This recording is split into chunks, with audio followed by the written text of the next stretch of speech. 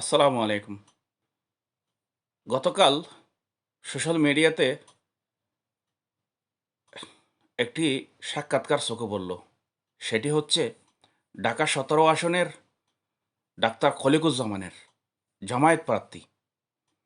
৪ minute থেকে একটু বেশি হবে। পুরোটা শুনছি।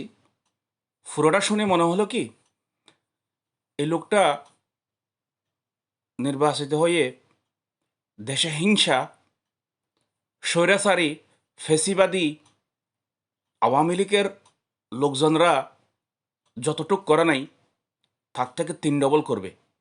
কারণ তার ৪ মিনিটের বক্তব্যের মধ্যে ছোটকে এবং বড়কে সম্মান করে একটি একটি কথাও কিন্তু নেই। তার আছে হিংসা, হিংসামূলক কথা এবং ফেসিবাদী কথা। যে বয়ানগুলি, যে কথাগুলি হাসিনা এবং হাসিনার লোকজন ১৭ বছর দিছে। উনি যার সাথে দাঁড়িয়েছেন, উনি তারেক রহমান, অর্থাৎ আগামী দিনের প্রধানমন্ত্রী প্রার্থী। এই লোকটা সম্পর্কে এই ডাক্তার, সাধারণত ডাক্তারদেরকে আমরা জানি, আমি বলি ডাইরেক্ট, ডাক্তারদের ইনকাম হচ্ছে হারাম।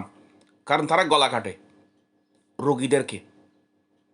তো এই লোকটা অনেক বিতর্কের জন্ম দিয়েছে, সেনাবাহিনীকে নিয়ে, প্রশাসনকে নিয়ে, এবং প্রতিনিয়ত করে যাচ্ছে।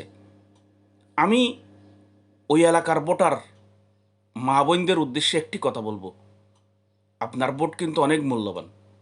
আপনি ভোটটা যে দিবেন, লেবাসে যাবেন না। আবেগ দিয়ে কাজ হয় না, বিবেক দিয়ে কাজ হয়।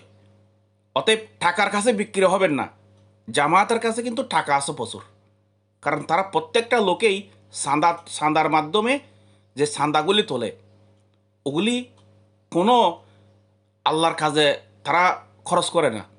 তারা নিজেরা প্রতিষ্ঠিত হয়, নিজেদের ব্যবসা বাড়ায় চাঁদার টাকা দিয়ে। ঠিক আছে? অতএব আপনি আপনার ভোটটা দেখে শুনে দিবেন। আমি বলছি না তারেক রহমানকে দেন, কিন্তু এই লোকটা একটা হিংসক, হিংসা ছড়াচ্ছে। অতএব দেখে শুনে ভোটটা দিবেন।